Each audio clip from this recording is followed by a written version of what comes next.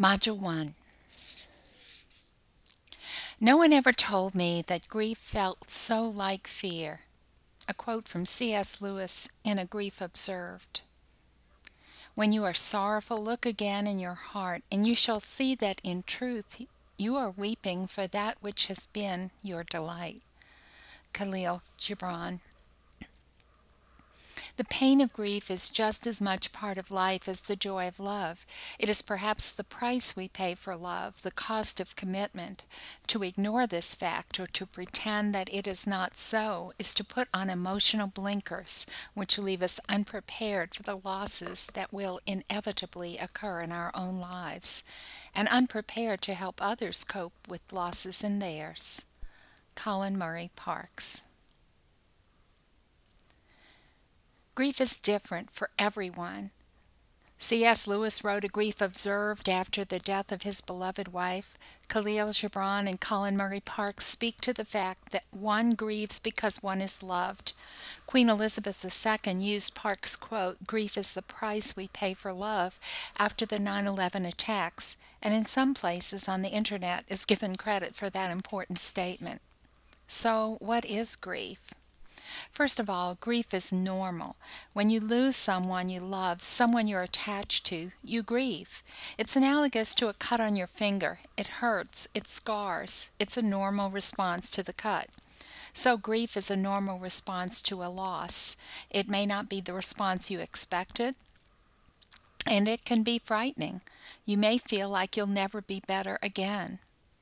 Grief is a universal experience, but no two people grieve the same way.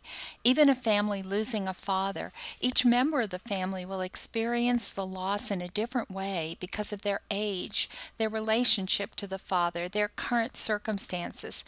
There are certainly commonalities, but grief is very idiosyncratic.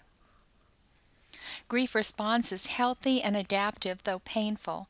One of the challenges grievers face is that society wants us to move on and be back to the person we were before the loss. People are frequently telling grievers you need to move on, or get back out there, or be strong, etc., etc., etc. When someone you love dies, you are inevitably changed. Grief is not something that should be stopped or hidden.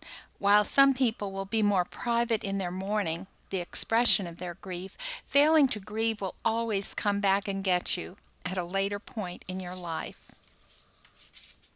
So who grieves? Grief is the price we pay for love, but also for attachments, regardless of the relationship. When an attachment is broken, grief occurs. Even when the relationship is ambivalent or abusive, there is a loss, and if there is a loss, there is grief. In fact, abusive and ambivalent relationships may be a reason for complicated grief. Attachment theory suggests that all mammals form attachment bonds. These bonds for caregivers are instinctual. Grief can be expressed in a number of ways. What does it look like? Of course, it looks different for everyone, but some of the signs have commonality. Physical expressions of grief may include sleep disturbances, restlessness, crying and sighing, shortness of breath, tightness in the throat, and fatigue. They don't call it grief work for nothing. Social expressions may include avoiding others, being alone with one's grief, a lack of initiative and interest in life. If you're exhausted, that's hard to do. And some people withdraw from their usual activities and friends. Cognition is affected by grief. Thinking can be slowed. When we return to work, we're not functioning on all cylinders, for instance, and have difficulties focusing at school or work. We may be forgetful. A dear friend of mine, after the death of her husband, told me, "I lost the keys 4 times. I found them 3. There may be distortions. Things may look out of whack. Emotional expressions are also frequently seen. Loneliness, numbness, anxiety, apathy, vulnerability, and thinking that life is meaningless. This also connects to spiritual responses to grief, asking God why, questioning beliefs and the meaning of life. Many factors influence grief responses: the nature of the prior attachment, These are not always what they appear to be. Sometimes we don't realize how important a relationship is until it's taken away from us. Sometimes what appears to be a close relationship can be fraught with anger, pain, and abuse. The way the loss occurred and the concurrent circumstances of the bereaved person are factors. Sudden, violent, traumatic death, natural disasters, long suffering, and deaths out of the natural timeline, for example, the death of a child, complicate the grieving process. Just recently, I spoke with a woman who lived next door to a family whose father and husband had been killed in the 9/11 attacks.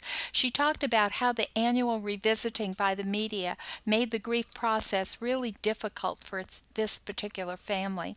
They stayed away from the site for 10 years because of the media presence and the desire to grieve in their own way privately. Whether the bereaved is healthy, dealing with other issues, or perhaps other losses affects their response to the current loss. Personal coping strategies are a factor. We tend to either respond just as our family responded, or some of us rebel against that and do just the opposite. The way that we've handled difficulties in the past certainly impinge on the way we handle grief. A time of loss is hardly the time to explore new coping strategies. Development makes a difference. Age and developmental level affect the way we handle grief. As well, the kind of support we have available makes a difference. Studies have shown that people with a support network deal better with grief. It's important that your support system offers support in a way that you need and in a way that you can access it. Research on grief and grieving has evolved over the years from Freud and his decathexis, separate and move on, to stages and phases. Certainly the most recognizable is Kubler-Ross's stages. Her ideas were based on interviews with the dying, though not with the bereaved, and are not considered current by researchers today. There were also issues with the way she conducted her research. The task theory considers grief work. There are tasks to accomplish in order to progress. You may be familiar with some of these theories. Current theories include continuing bonds, making meaning from the loss, and continuing the relationship even though the person may not be physically present, and the dual process theory, an alternating response between loss and restoration. You'll read about these theories in the coming days and weeks. In order to help others walk through their grief, you need to be aware of your own life and losses. Here are a few prompts to help you access that information and get a good picture of what you have learned from loss.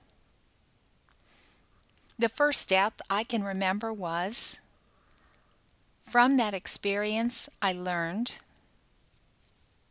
My most recent loss was, the way I coped with that loss was by, in my mind, the worst loss is, the emotion most difficult for me to handle is. Be sure to read all the prompts in the module carefully, and be sure to post and respond within the time frame that is listed there. Take care.